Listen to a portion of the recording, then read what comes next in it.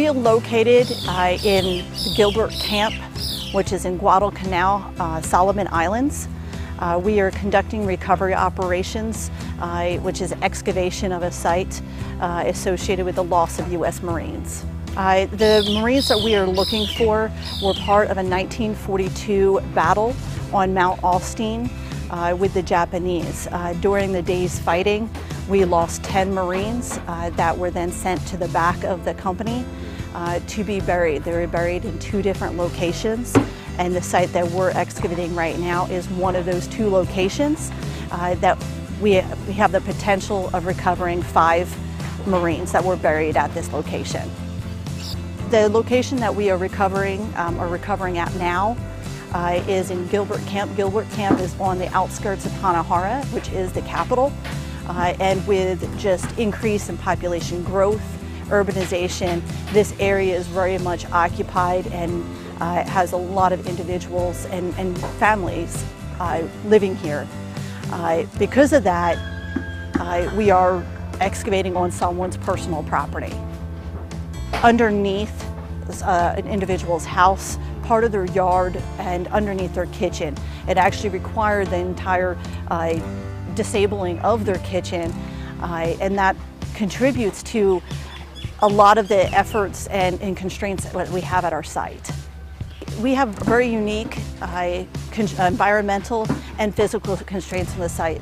One of the primary constraints that we have is the fact that this is someone's personal property and their house, and we cannot interfere with their daily lives. We have to make sure that the family can occupy their house throughout the day. They have people coming and going, and they have to live here.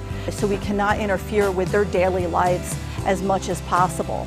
The other constraint we have is because this is someone's property, that you have local debris, rubbish, that gets dispersed throughout the property over time.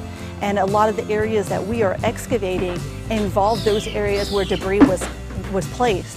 And because we have that, we have to make sure we're not redistributing it, putting their children at risk, as well as making sure our personnel are informed of what they can be coming across or excavating in those areas. The weather conditions that we have to deal with in this environment is much different than what most U.S. personnel are used to. It's closer to the equator, so it's much more hot, much more humid than we are used to. And when you're not used to being in hot, humid climates, even compared to Hawaii or mainland U.S., you have to think about the hottest time of the year and then add more temperature to it. And so those conditions that your body has to adjust over the course of the mission.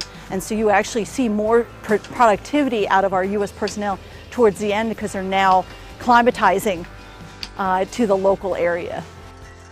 I would consider this to be a mission success. We have been able to recover both material evidence and biological evidence that we know are associated with the incident and the individuals that we are looking for.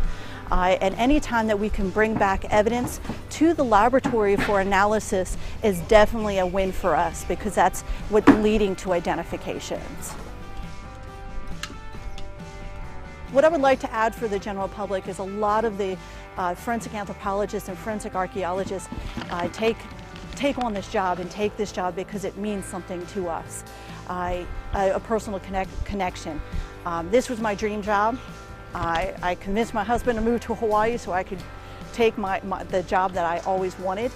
And the main reason for that is that having a father that fought in Vietnam and a grandfather that fought in World War II, I'm able to be closer to those individuals. I can share in some of the stories that I heard growing up and that they share with me even today, being able to tell me like, hey, I've been to this location and I'm bringing home their fallen brothers and sisters.